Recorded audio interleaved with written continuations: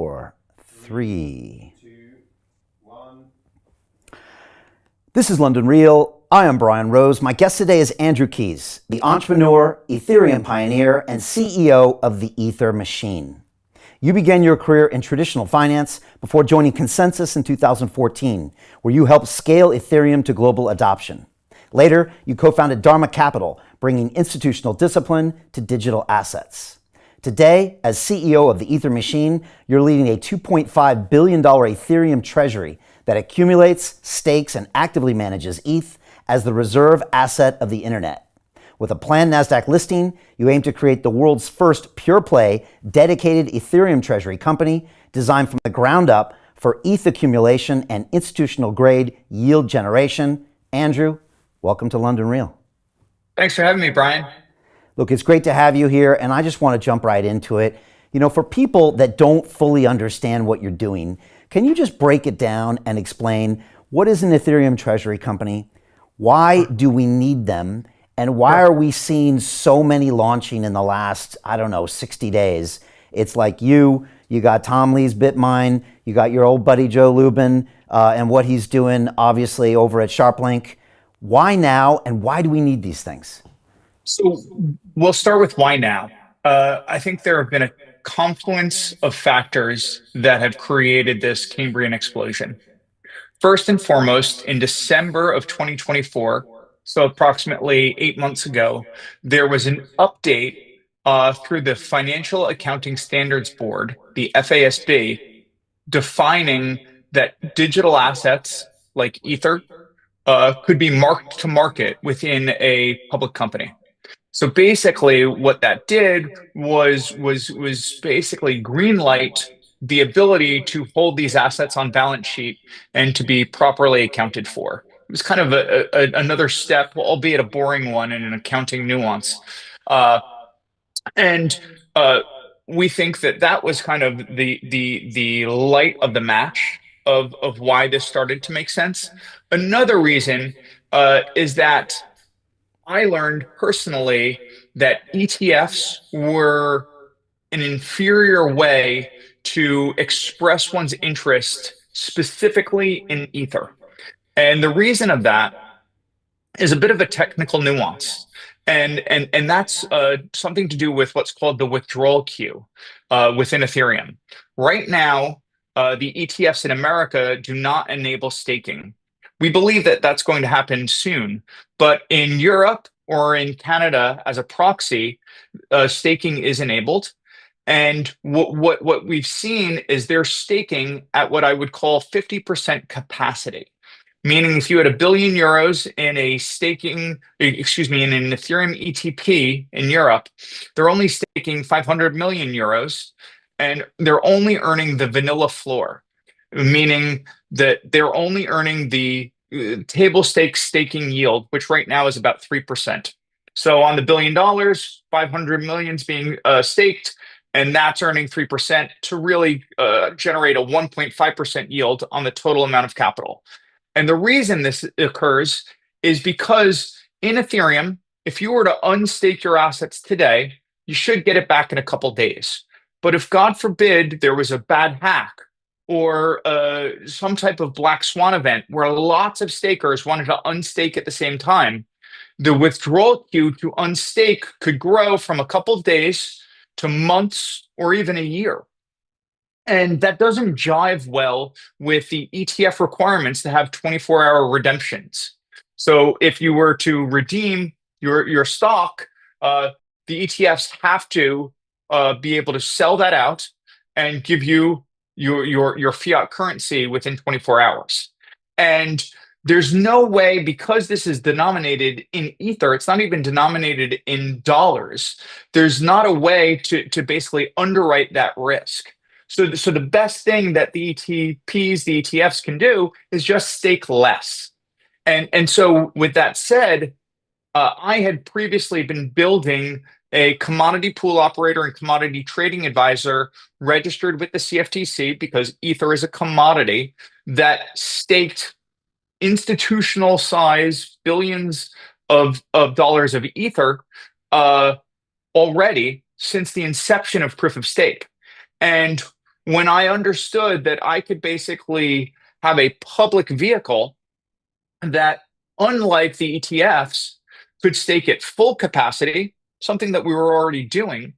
And then furthermore, we could add additional yield generation through concepts like restaking and participation in DeFi.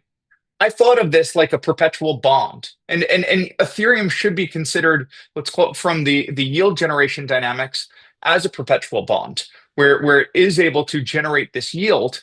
And I compared it to what one would be able to achieve through the ETF. If you double the yield, you essentially double the price of that bond. And basically what we saw is the ETFs really are only able to do 50% capacity of the first third of yield generation activities, which is vanilla staking. And they're not able to do restaking and participation of DeFi.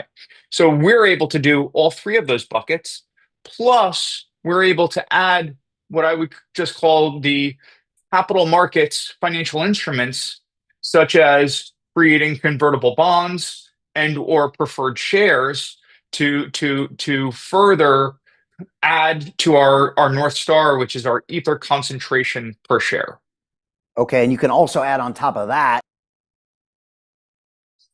instruments like the restaking and things like that. Exactly.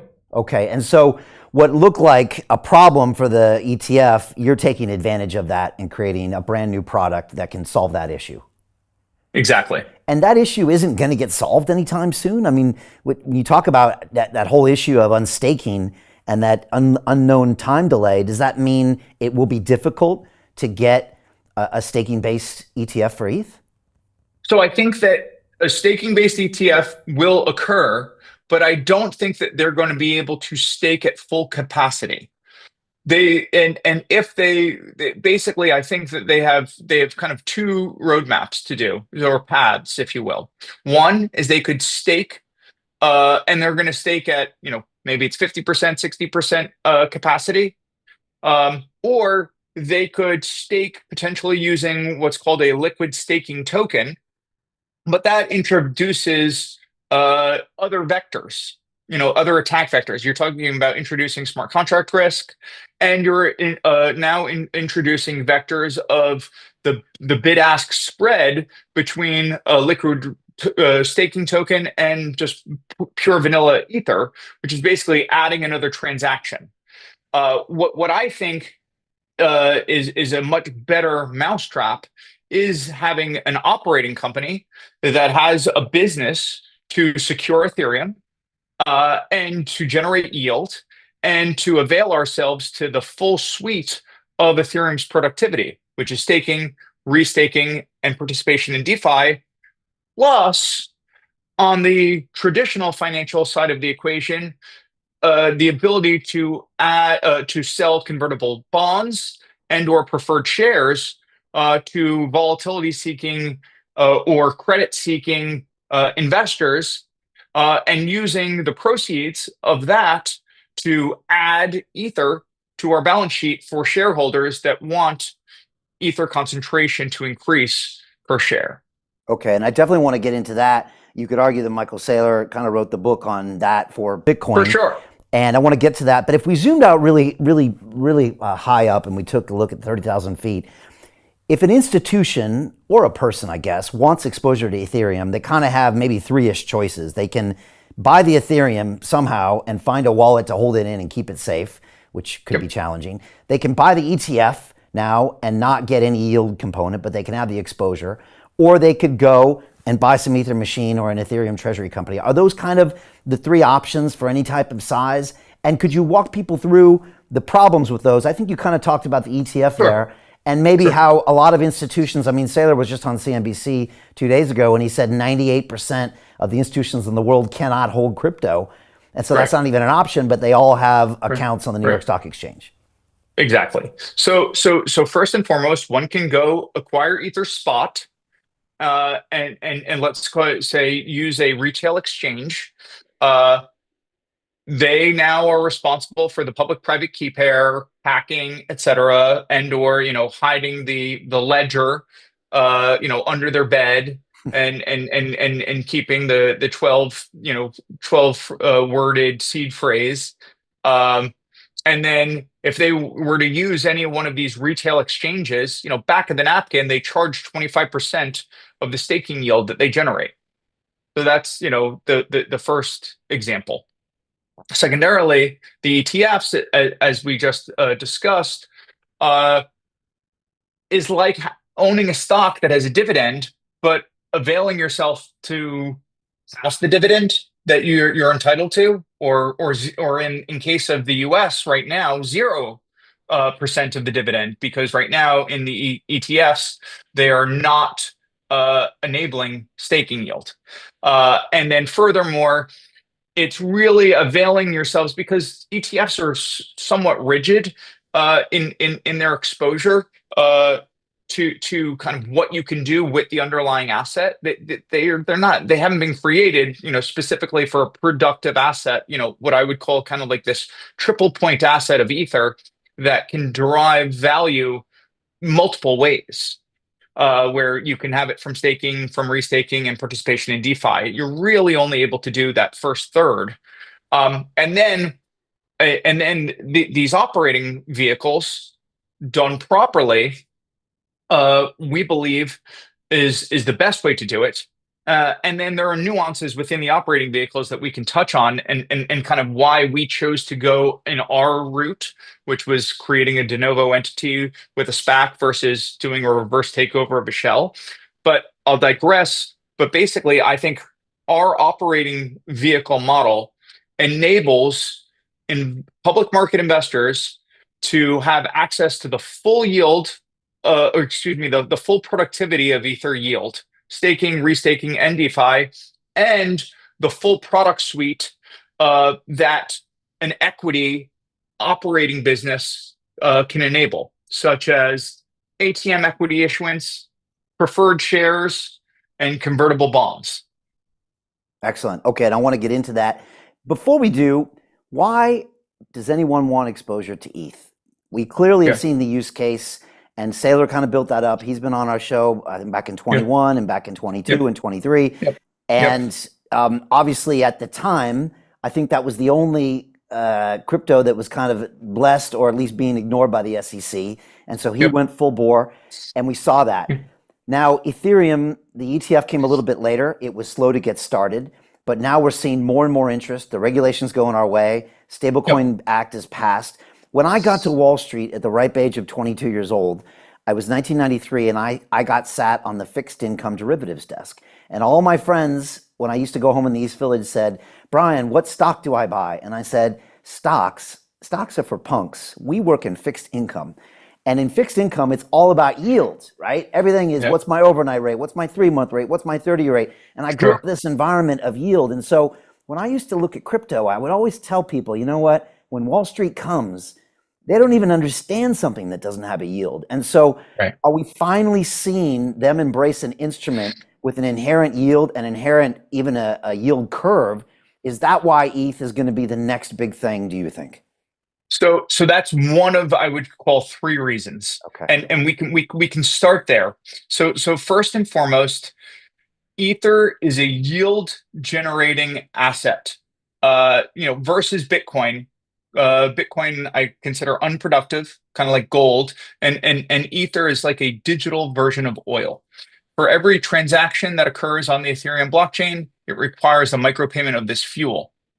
And due to its proof of stake consensus mechanism, uh, we're able to intrinsically generate yield from Ether. Unlike Bitcoin, that requires real estate, hardware, and electricity consumption. You don't need any of that with this upgraded way to form consensus through proof of stake. So one, you do have this yield generation aspect. Secondarily, uh, to understand this public markets play, one needs to understand kind of who are the stakeholders, and one of the major stakeholders are the shareholders that are buying the underlying stock because they want Ether exposure and the generation of yield, and to have the increase of their ether concentration per share. So simply put, if you had uh, basically an ETF, you're just getting kind of the ether exposure, and you can kind of think of that as, one time. But with this, you have a vehicle that is constantly generating additional ether. So your ether concentration should be continuously appreciating. So you have kind of ether exposure plus. And then the other stakeholders in this are the convertible bond and or preferred shared consumers. And we'll simply put we'll do the convertible bonds to kind of keep it simple. So basically, there are hedge funds and other investors that are actually in the business of acquiring volatility. They don't necessarily care if it's via Bitcoin, whether it's via Ether, or whether it's via data centers, but basically they can acquire volatility in a stock. And what they do is they'll acquire a convertible bond, and they could potentially short the stock or an ETF linked instrument. Uh, and like for example, the BlackRock Ether ETF, and basically live delta neutral, but basically earning off of the volatility. And for this, Ether is double the volatility of Bitcoin. Plus, it is now, as we previously said, generating yield. So basically, this is just a better asset for this convertible bond flywheel. And if you are kind of a historian of MicroStrategy, what really grew it from single digit billions of valuation to centabillion was not the ATM equity issuance, but it was the introduction of convertible bonds and preferred shares, where basically we view that as a positive sum game, where we're selling volatility to investors who are looking for volatility, and then we're using those proceeds to buy the underlying asset, in this case, Ether, uh, for the shareholders that want exposure to Ether and the yield that Ether generates. So I would say those are very kind of like technical factors: the yield generation and and the volatility. But last, but probably not, and certainly not least, is what is Ethereum? And why is that important? So basically, I believe Ethereum to be the substrate of the next generation of the internet. And there was a really good artifact that was recently produced by Consensus, my alma mater, um, called the Ethereum Trust Report. And I would recommend that everyone Google Consensus Ethereum Trust. And there's a graph that we can put in the show notes, that depicts high quality liquid assets. HQLA, which is this term by the Financial Accounting Standards Body. And basically, right now, there's only about $250 billion of high quality liquid assets on blockchains, which is a drop in the bucket, meaning we're in the earliest days of this transition from a natively analog world to a natively digital world where our assets are natively digitized. That said, the $250 billion of assets, 90% of those $250 billion of assets are being settled to Ethereum.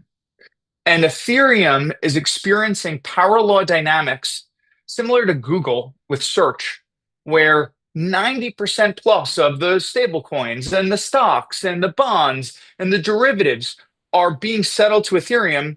And then the other 10% are split between 100 other blockchains.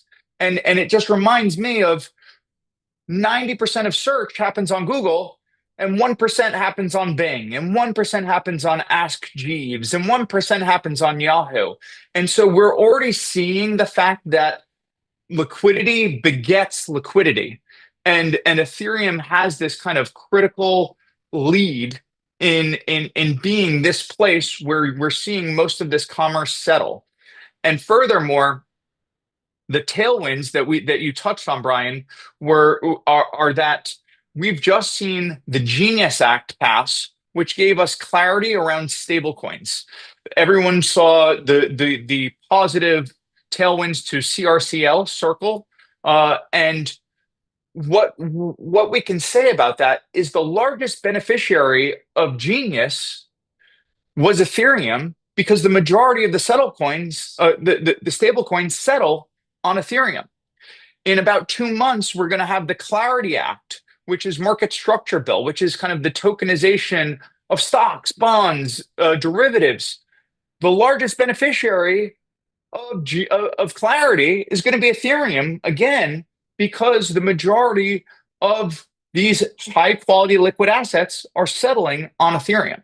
So it's the best substrate, and maybe why that's happening. I would say there are a few reasons why Ethereum has this lead. One, it has what's called client diversity. There are 9 implementations of Ethereum that form consensus every 6 seconds, every time there's a block created. To give you an idea of other blockchains, Solana has 1 implementation. Bitcoin has 1 implementation. So there's 9 implementations of Ethereum, which is important, that if you want to have this global settlement layer for all of the Earth's assets that nation states or corporations or people can trustlessly interact through, Ethereum really is the only one that has the ability to have this never ceasing uptime due to that client diversity.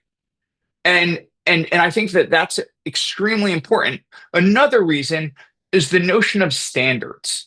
And kind of, if we're a technological historian, Java became J2EE, Java 2 Enterprise Edition, back in the 90s, and that became the most used software language because there were clean web APIs, that there was a standard, whether you were in Mumbai, Paris, London, San Francisco, there was a standard to use, and there were clean database APIs.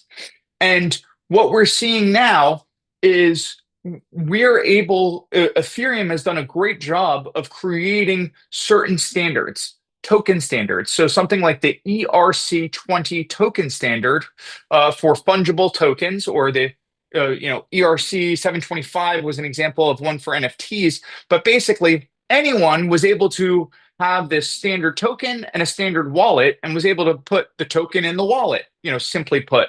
And so millions of developers could basically coalesce around these standards and build applications that used the same basic ingredients. And that's permeated really well. Okay. Now, the critics would say that a lot of this activity of the stable coins and the Ethereum chain is happening on these layer twos like Base and Arbitrum, and Yep. they only get settled infrequently onto Ethereum, and the total net fees to Ethereum is like 6 figures. It's very small. Yep. What would you say to that? Some called it a ghost chain 6 months ago and said Yep. there's just nothing going on there but the rent. Maybe that was a little bit harsh. What do you say to that?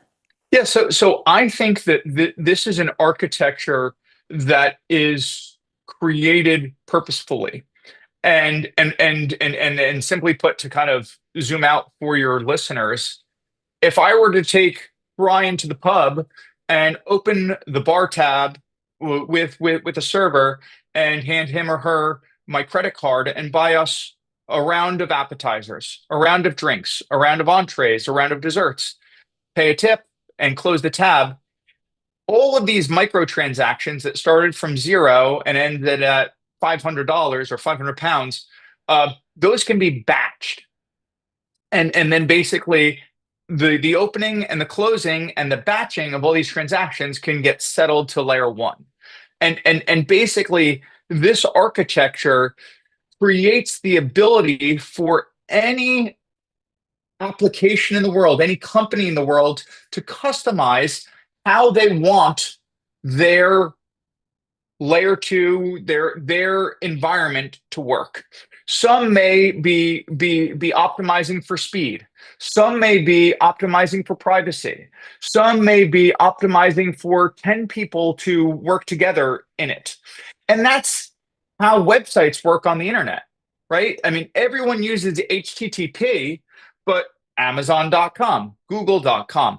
And so basically it's reminiscent of how the internet works, where everyone uses HTTP, everyone settles to Ethereum, but there's thousands, millions of different websites. And what we've seen is that Ethereum has optimized for keeping transactions very cost efficient at that layer one settlement. Uh, and basically it has become the standard choice for companies to create these layer two architectures. So we've seen kind of the fast movers, and I think that we're early in this transition period, but Coinbase has created Base, as you referenced. That's their layer two. Robinhood just created their tokenized version of stocks that settle to Ethereum layer one. Kraken has created Inc., which is a layer two scaling solution, and on and on and on. And now that we have some of these regulatory tailwinds, we're going to see, I think, all of the major financial institutions are going to be kind of following suit.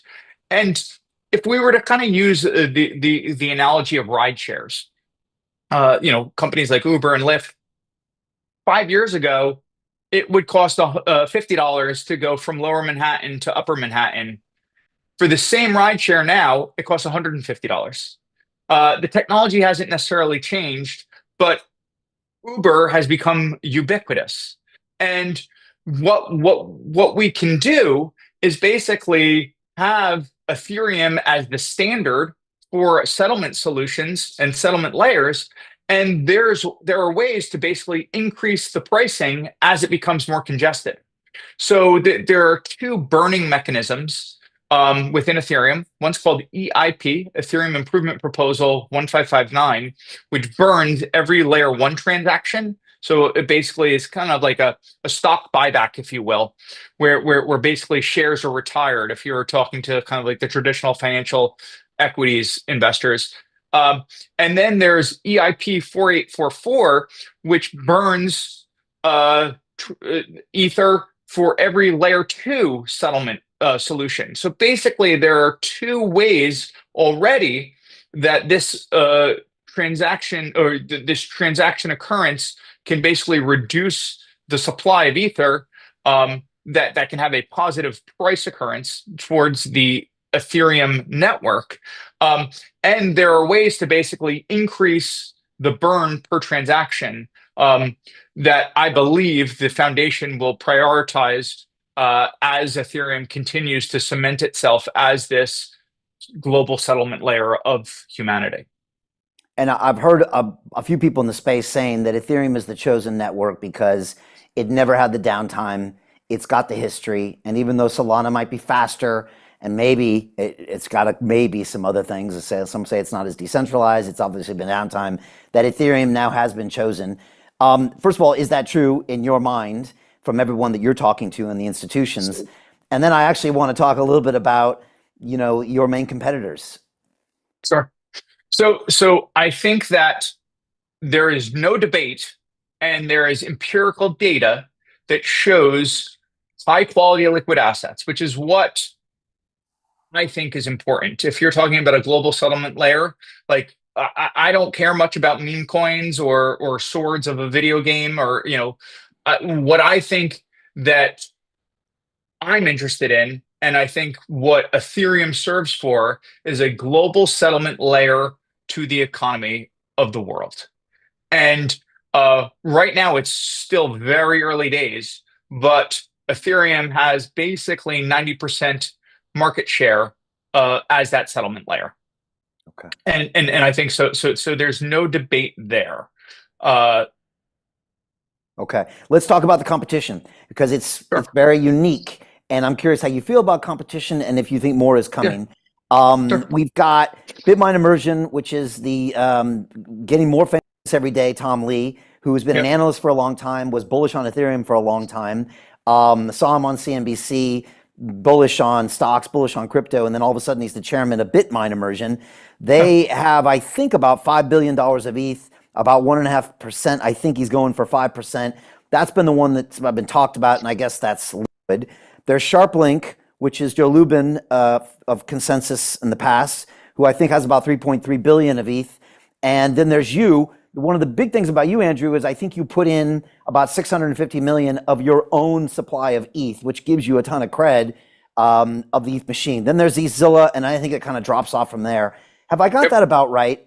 And how do you look at Yeah. those competitors? Are they different? Do they help Yeah. you ultimately? Yeah. So great question. First and foremost, I have a ton of respect for Tom and Joe in what they're doing. And I think you did point out something right in the sense that I've put more skin in the game, materially more than anybody in all treasury space. And that brings me to kind of a bit of a differentiation. Uh, Broadly speaking, Bitminer and SBET are reverse takeovers of shell companies. Okay. And what we've done is we've done a de novo entity. And I'll just speak kind of broadly speaking about this. So I wanted to contribute some of my own capital because I didn't want to recommend something to anybody else that I wouldn't do myself. And I thought that was important to me to basically lead by example and say that this is something that I am patient zero. I am a shareholder as well, and everyone was investing para passu with me. And when I looked, broadly speaking, at the two paths, one, or let's call it three paths. One is to do an IPO, and I didn't think that that made sense. It would take a year plus to, create an S1 and go through like the full capital markets process. So then there were kind of two paths. One was to do a reverse takeover, or the other was to do a SPAC. And I had a few conversations with some reverse takeover targets. And so basically, broadly speaking, anybody who wants to sell me their publicly traded business on the NASDAQ is doing that because their business is failing. And within a failing business, there are lots of contingent liabilities. I'll give you a few examples. One, was a biotech company where the drug didn't make it through clinical trials and basically was going out of business. And due to how the SEC works, you can't have just a rapid removal of a CEO because there are what are called change of control provisions. So basically, I would have, if I went down the path of this particular reverse takeover, I would have had to pay a CEO who wanted $5 million a year to stay on the board. His company is bankrupt basically, and the guy didn't know how to spell Ethereum, and I didn't want that ongoing liability. Another, there are Bitcoin mining firms that are, another example was one that was in a 10-year data center lease, and they were paying $10 million a year, where they were hosting all their data, their mining hardware. And now I don't need any of that because I'm an Ethereum staking facility that doesn't need the hardware, the electricity, or the real estate. But they're in year 4. They've got 6 more years of $10 million payments. I didn't want to incur those costs. Furthermore, there are companies that are now reserving part of the assets of the treasuries for lawsuits.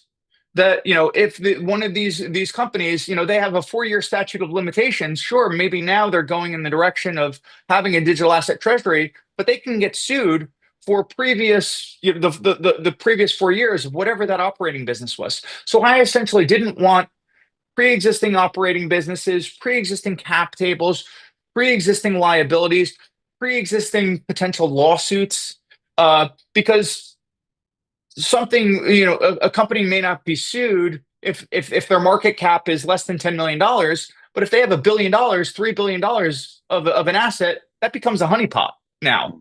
And you have to kind of think through what are you inheriting. So basically, first and foremost, I would say I wanted something clean. And I wanted so basically what we've done is we have a pure play de novo brand new entity that is anchored with Ether that is merging with a special purpose acquisition company and creating this new operating business that doesn't have any of that pre-existing skeletons in our closet, if you will.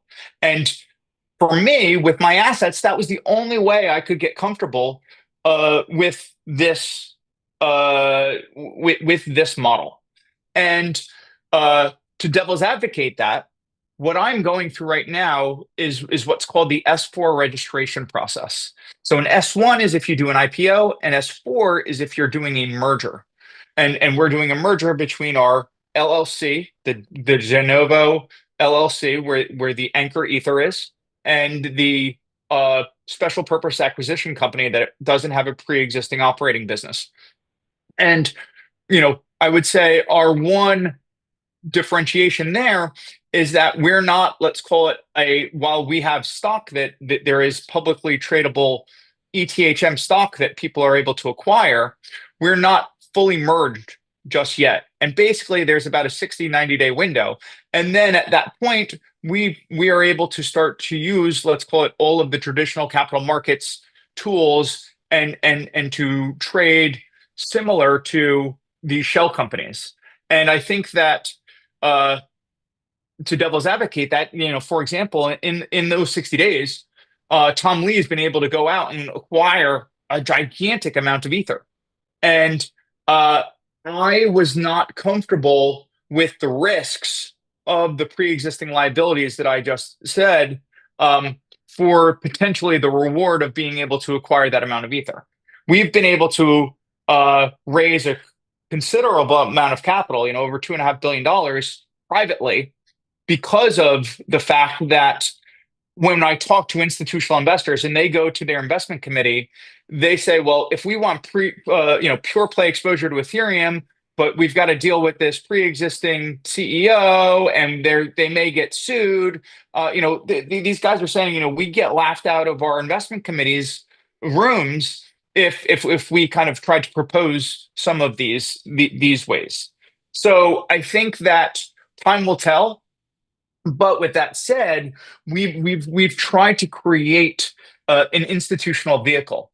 A lot of these shells, broadly speaking, have investment banks I've never heard of before, law firms I've never heard of before, and auditors that I've never heard of before. And we've come to market with Citi.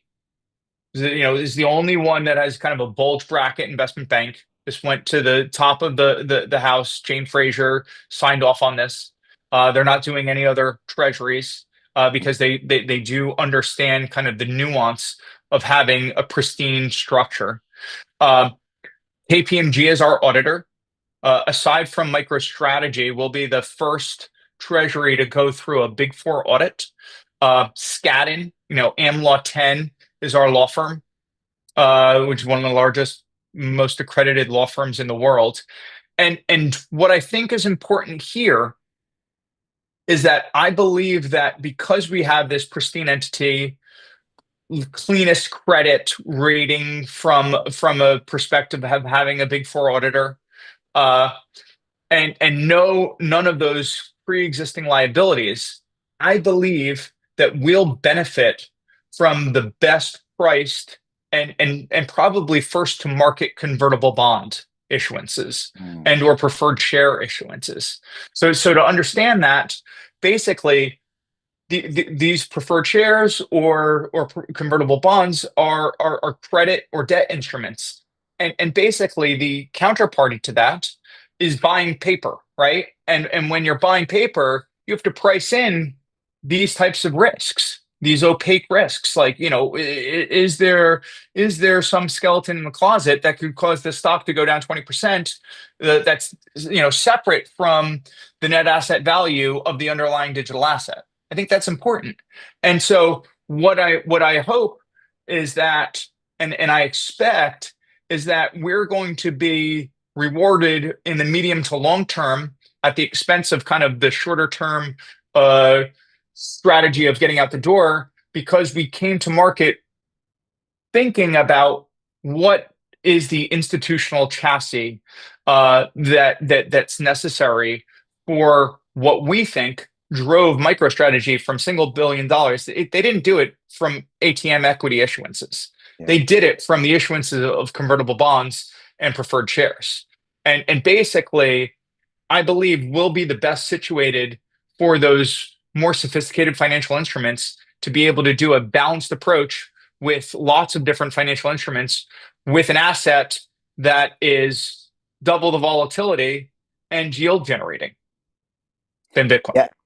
That makes a lot of sense. And if you ever watch Michael talk about, when he's issuing convertible bonds and he's got that big smile on his face, he's like, we should just issue debt. We pay a 0% coupon. We raised $1.5 billion, and I can go and spend all of that on Bitcoin. And I basically just, he's like, I get free money, is because he does such an efficient way of selling that vol. Obviously, the market is really comfortable issuing that and paying a low coupon because I guess they're very comfortable with those risks. And I guess you want to become kind of that gold standard for Ethereum. Agreed. Yeah. And again, if anybody wants to go deeper on that, you can kind of go figure out what Michael's doing there. As I talked to Michael over the years, he ended up calling himself a Bitcoin refinery. And that's a really interesting way of looking at it. And I don't know, maybe you're going to be an Ethereum refinery, but We're a machine, right? I mean, like yeah, we'll our talk about that machine. word. You could have Yeah, called I this in mean, it. You could have called it we, Ezilla, but you called yeah, it the machine. Why? yeah. Well. I mean, I think a Godzilla kind of consumes things where our goal is to generate ether, right?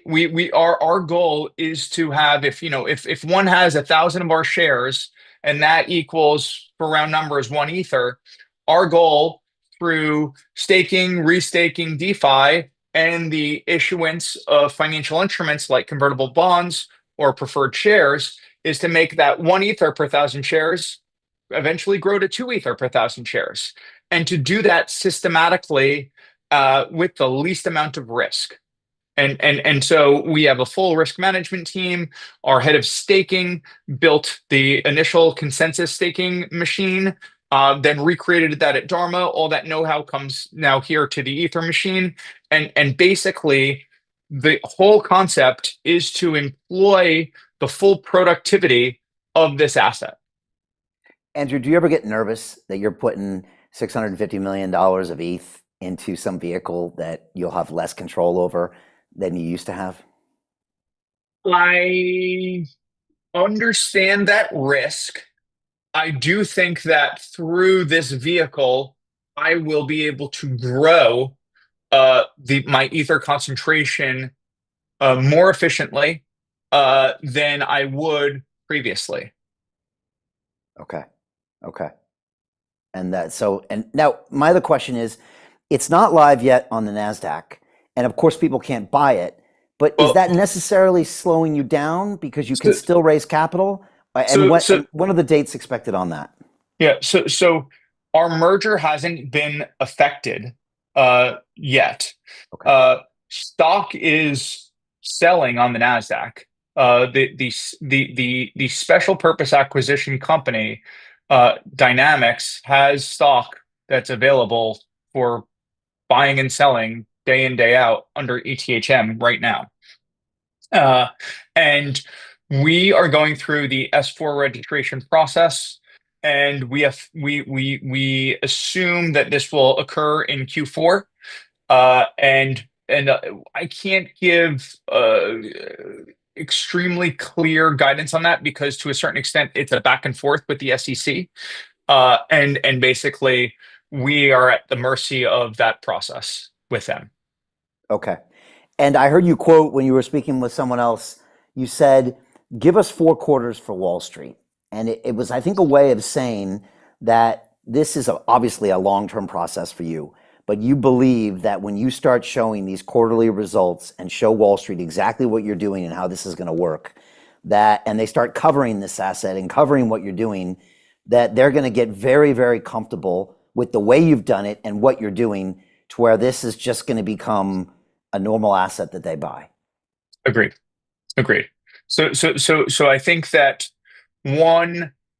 has to get comfortable with, let's just call it the digital asset universe. And I think that the regulatory tailwinds have enabled a lot of that comfort. And now institutional investors are able to deploy capital in, let's call it stocks. No one's opening a retail uh, digital asset exchange account. People are expressing their views in, maybe ETFs, maybe things like MSTR for Bitcoin, via ETHM for, Ether, as an example.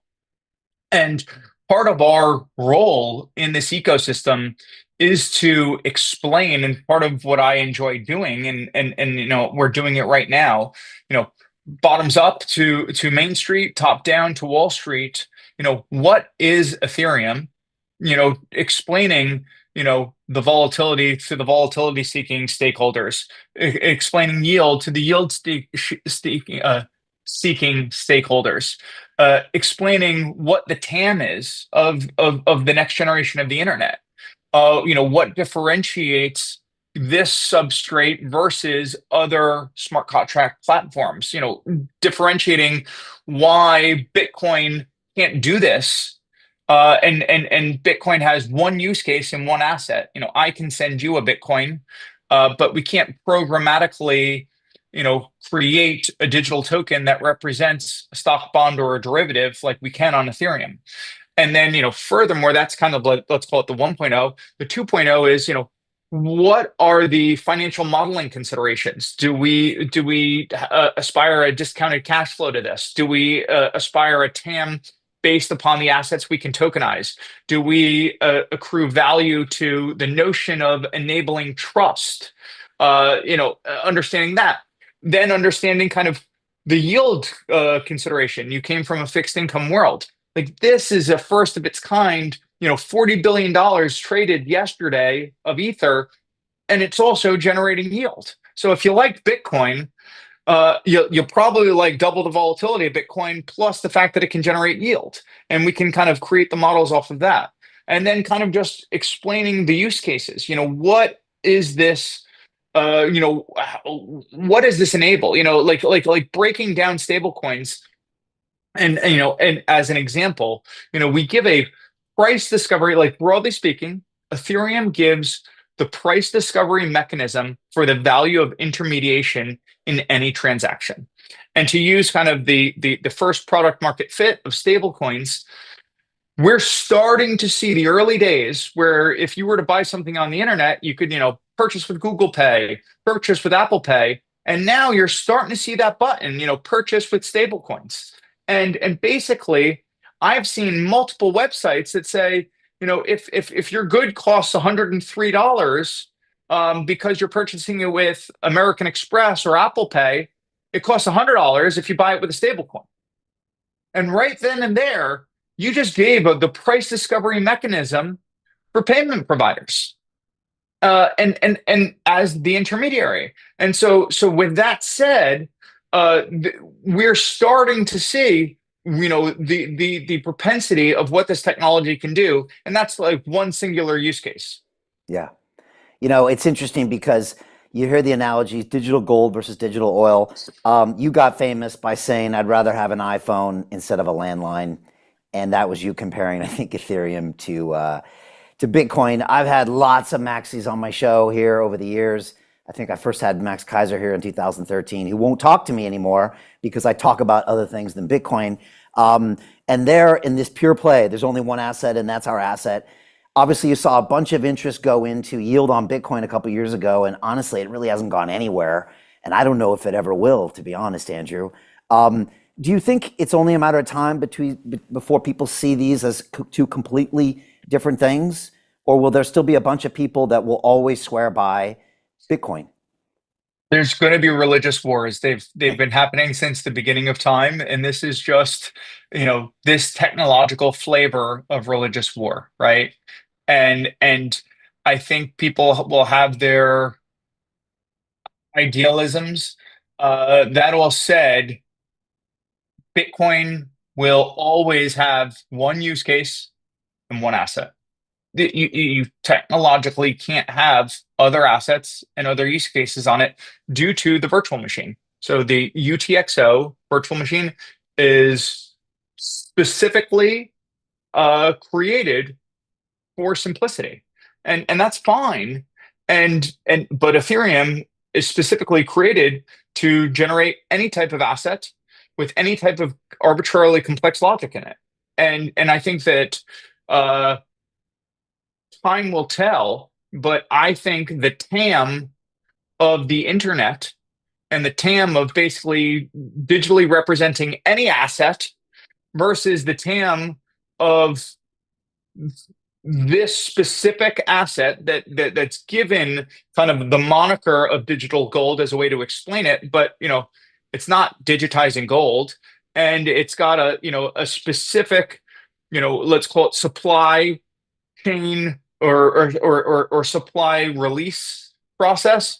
And we're starting to see rational actors in the space that are securing the Bitcoin network migrating their hardware to language learning model inferences. For example, Galaxy and Mike Novogratz has been kind of one of the largest Bitcoin bulls there are, over the last decade, um, has moved his hardware from a GPU mining to a CoreWeave data center for LLM inferences. And I think that there's going to be enough I would say brain power to continually secure Bitcoin. But those types of occurrences, these are rational actors that don't necessarily care as much about Bitcoin. I mean, I think there are some miners that do care, but I think mostly, generally speaking, these are self-interested rational actors that if they can earn $1 a day or $2 a day, they'd rather do $2 a day. So I think that it's time will tell. Andrew, if you're successful, what does Ether Machine look like a year from now, 2 years from now, and also in comparison to the other two competitors? Do you have Yeah, more ETH than Tom? Is that a yeah, win? yeah. Or what is a win for you? So what I think is a win is actually we are the most efficient in two things. One is Ethereum generation per share, meaning that we have the ability to generate as much ether as possible incrementally per share. And that's being done through staking, restaking, and DeFi, and the ability to issue financial instruments like preferred shares and converts. And we also do that with a lean, mean team. And we're not doing things like outsourcing the asset management for additional fees, which others may be doing. So that's kind of the first consideration, is being the best at generating ether per share. Secondarily, I think a function of that will be accruing more ether. And I don't necessarily, I think there is like a value to number one in terms of there's a lot of headlines around person number one, and we aspire to be number one. I also think there's Pepsi and Coke. There's Amazon, Google, and Microsoft Azure for clouds. And I think that there are going to be a handful of winners. And I think that we're maniacally focused on generating ether concentration per share at the most minimal risk for our shareholders. Is there a point where one company can own too much ETH? Like 10%, 20%? Does that get a little bit? Yeah, I think that like mathematically that'll be very difficult Okay. because of just there are already enough players in the space that are acquiring. I do think that you're gonna have kind of there's three of us that are multi-billion dollar managers that will benefit from the economies of scale.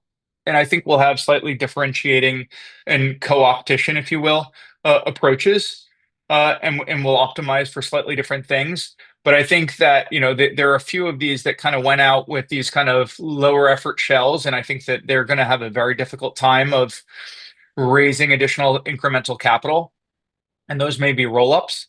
Um, but I do think we have to juxtapose the centralization vector, which I don't think anyone's going to get to. I don't think, crossing, even 10% um, becomes a centralization vector. And I don't think anyone's going to get there. MicroStrategy, for example, is at 3%. And just the, increase in price, from 3 months ago where Ether was at 2,500, now is at 4,500. That makes it all the more difficult to increase that percentage. Uh, but I'd say that with that said, we're also benefiting by explaining this to the world. And I think that there is a trade-off worth having, that as long as we don't get too concentrated, but we do have the ability to use the microphone to explain this to Main Street, whether it's on CNBC and Wall Street, whether it's sell side research to that Citibank creates on about our stock. Those are wins, right? And the sooner people are educated, and the sooner people go through that process, and cross the chasm on what are the use cases, start to use things like stable coins, start to use things like decentralized applications as they continue to mature, the better we're all off. Now, Andrew, we can already see the chirping on Twitter, and people are saying that when the bear market comes, and you've been in this business for over 10 years, and so it's going to come, that people are saying the Treasury companies are going to exacerbate that bear market. And they're going to be the FTXs or the Three Arrows Capital or the Terra Luna that are going to make the crash harder as all these companies are forced to liquidate. How do you comment? So I think that there's 2 points there. So one, uh, perpetuals or preferreds do not have, let's call it, a margin callability. So one needs to understand that, but they do have, let's call it, a coupon ability. So in let's call it the MSTR example, he can never be margin called on his preferreds, or they can never be margin called on their preferreds, but he does have to, let's call it, pay his coupon. He has four different types of preferred shares. One has a 10% interest rate. It's hard to, let's call it, generate 10% yield on an asset that generates no yield, right? So that's a consideration. Um, uh, the converts, I think you have to prudently risk manage, and you have to understand kind of the troughs and the peaks. And uh, we as a society have gotten very comfortable, going out and borrowing 80% of a house and putting 20% down. But with this, I think that there are the ability to maybe take 10% or 20% of debt to acquire an asset and then generate yield on it is a slightly nuanced, I would say, consideration. And I think that it all goes down to details and like proper risk management, and having adults in the room. And I don't think that you want to overly leverage in this situation. But we have our principles and our risk management, and these are the types of considerations that we have, looking at the troughs, looking at the floor, making these models on what's comfortable in terms of a risk matrix. And I think understanding that capital stack, ATM issuance, staking yield generation, uh, convertible bonds that have, let's call it, a timeline duration versus a preferred shared that doesn't have a timeline duration. They're kind of perpetual, but they have coupons, and kind of maxing for those matrices of outcomes. Okay. So maybe you guys were going to be doing that, but not everyone's going to manage their risk maybe as well as you. I think the NASDAQ just also came out with maybe some guidelines or some questions they're going to start asking about treasury companies, whereas in Yeah, the and past and, they and I seem and to I be. think they're great. And like, this is kind of like another differentiation. And what I would say, kind of more of the tail risk for me. Like, I'm trying to do everything by the book, and I'm trying to do it right by myself. Let's call it, as a self-interested rational actor, someone who put my mom into this product, um, and doing this as a fiduciary for shareholders, where I purposely went down the path of getting a clean entity where I felt comfortable putting my own assets into. I purposely went down the path of paying for the more expensive legal team, getting the right underwriter in a bulge bracket bank versus someone I've never heard of, paying for a big four auditor to create the institutional vehicle properly, at the expense of speed. And not going to lie, it's harder. We've done a great job and we're proud of the $2.5 billion of committed capital, but it's not the $7 billion that BM&R has raised today. Um, but we think that we're building this tank for the medium and long term, which is important to us. And similarly, uh, I think that this is already getting kind of a bucketed industry where someone who's put a lot of effort into creating the proper structure is getting kind of bucketed with, a lower level, lower effort endeavor. And we're starting to see, and I kind of broadly call it, if you play silly games, you win silly prizes. And there are some examples where I'm talking about the second largest market capped asset that we have a singular focus in. Uh, if you go down to coin market cap number 200 asset, we're hearing and PS, that's a locked token that doesn't unlock for a year or two from now. That's getting put into a treasury and being sold at 1 to 1 to retail. And I think, any other time, if you were to buy that token thinking that it would appreciate and you had the time horizon and I wanted the liquidity, any self-interested rational actor would say, okay, I'll assume that risk, but for that risk, I pay a discount. And that discount's for debate. Is it a 10% discount? Is it a 50% discount? But I'm sure it's not 1 to 1. Mm. And we're starting to see, and I think that the market's actually maturing and getting smarter on this. And a bunch of these things like tried to get out to market, and people started to kind of raise the alarms on it.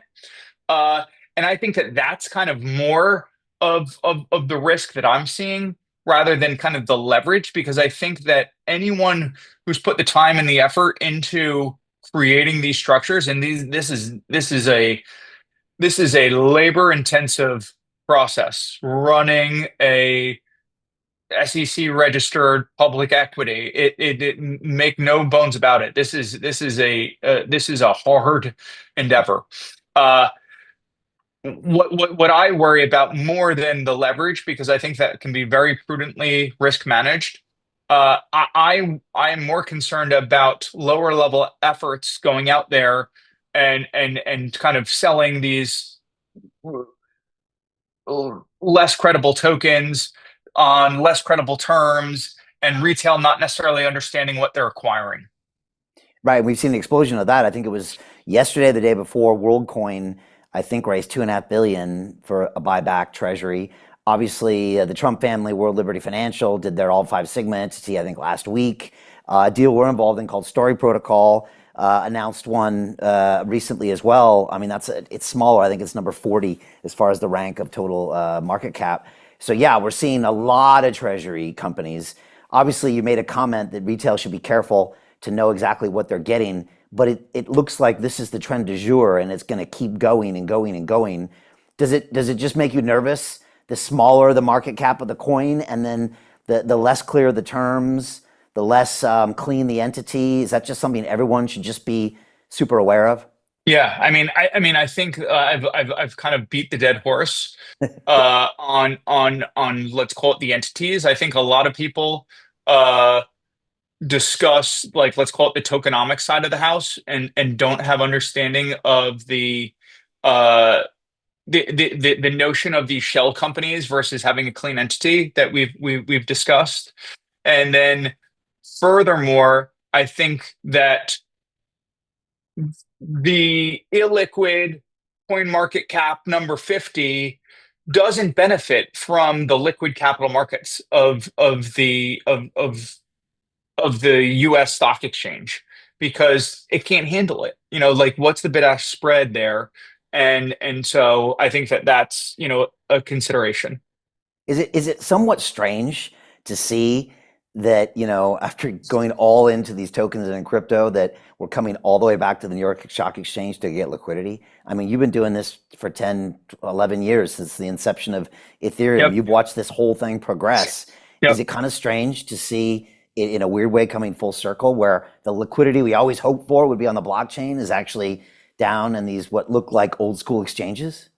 Yeah, I mean, I think there's a nuanced response to that. I think that they are a necessary evil, and we're not seeing getting the because basically a lot of the institutional investors just can't play on public permissionless blockchains yet.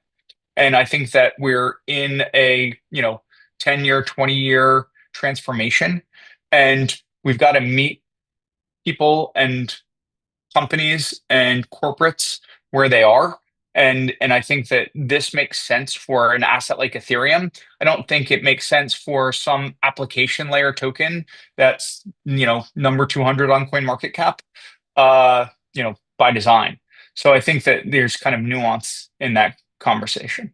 Andrew, what it's like for you? Because I was reading a press release from 2015 that I think you were included in that was like a deal you cut, I think, with Microsoft back in the day for consensus. And I Yep. had John Lilick on here a couple weeks ago, and he says you were a madman with BizDev back in the day. I mean, that's 10 years ago Yeah. where you were working on this Ethereum blockchain. And then fast forward to a year or two ago where you could be canceled and debanked for being in crypto to where now the president of the United States has a meme coin, a DeFi protocol. His son just became a billionaire with a Bitcoin miner.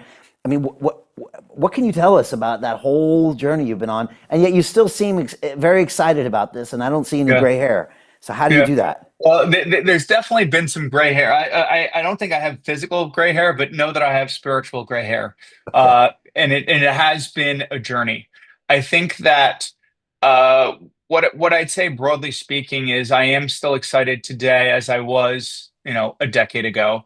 Uh, I think that I was maybe naive in the sense that I thought I could decentralize all the things a decade ago, and innovation takes time.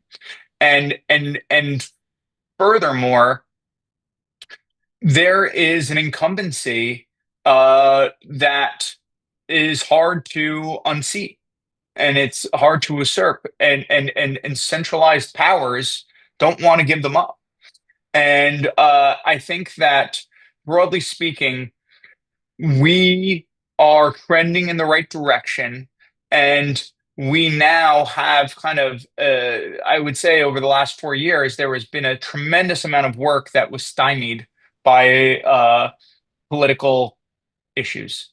And without getting political, I think that uh, lots of actors in this space are trying to do the right thing, trying to self-regulate, trying to be innovative. And I think that every year the wheat gets separated from the chaff. And if you look at dot coms, 86% of them went to zero.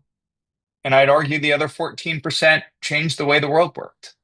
And I think we've got to have that, continuous optimism, but realism that, 85% of probably what we do will go to zero, and that's how hard it is to build a business or to build a unicorn or build, the next generation of how society agrees or disagrees with each other. And I think that in the end, what I'm doing is going to be one pillar, one of multiple pillars uh, that that can a give public market investors exposure to the asset class, uh, unlike how they would on their own safely, but also be a microphone to explain how Ethereum works to society. I think we're all familiar with this concept of the innovator's dilemma and, that resistance to innovation from the incumbent.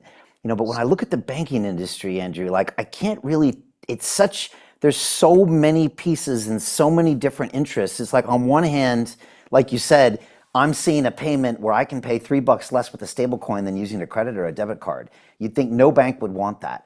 A bank that has a SWIFT system, you'd think no bank would want instant settlement on a stable coin. And yet at the same time, they also seem to be embracing certain aspects. BlackRock pushes the ETF. BlackRock's building the tokenized BUIDL system. And so it's really hard to understand what's resisting. All the investment bankers, I mean, made a killing on the Circle IPO, and they'll make a killing, and they made a killing on the Coinbase IPO. And I mean, it's just, and the Treasury companies. And the Treasury companies, and all the lawyers did great on that. And I mean, like, it's there's a great quote. I think it was Edison. It's something like, in terms of principles, stand like a rock. In terms of style, be fluid. And I think that, we have to be able to embrace change, but have the right principles on how we conduct ourselves. It's such an exciting time. Look, we went heavy into this 4 years ago. I just, the change in the last 12 months, it's hard just to explain to people. I mean, I took a snapshot of the Wall Street Journal digital edition a month ago, and there were 4 articles on crypto on that front page. And a year before that, you'd probably get none, for a month maybe.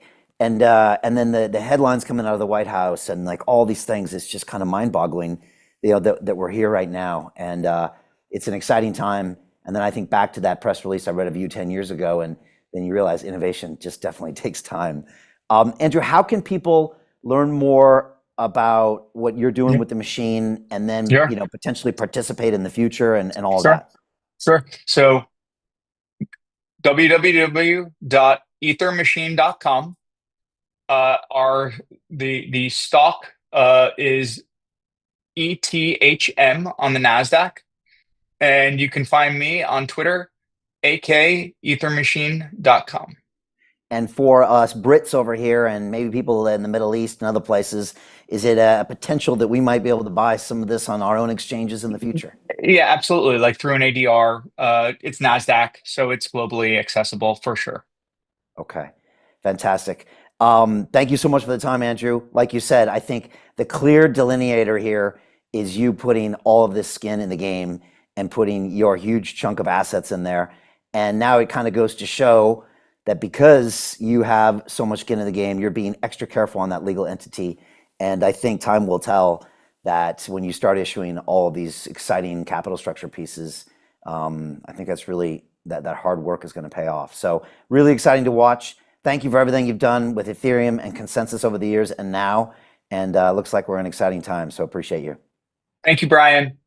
All right, fantastic. Thank you, everybody. We'll see you next time on London Real. Bye. I feel blessed. I'm so happy to be part of that amazing journey. I'm glad I decided to pull the trigger and join. You can literally come into this place with zero knowledge of investing and then learn how to find deals. In the investment club, we get these offers on a daily basis. We get the next papers on our table. Don't sit around. Don't let this play out in front of you. Jump on the London Real Ventures website. We are interacting with amazing visionaries who are setting up those cutting edge technologies. This has been an interesting ride, and I cannot wait for you to be a part of the investment club. Hope to see you on the inside. If you haven't jumped on a free masterclass, do it. The best investment you can make is in yourself. Please join us. You're welcome and you won't regret it.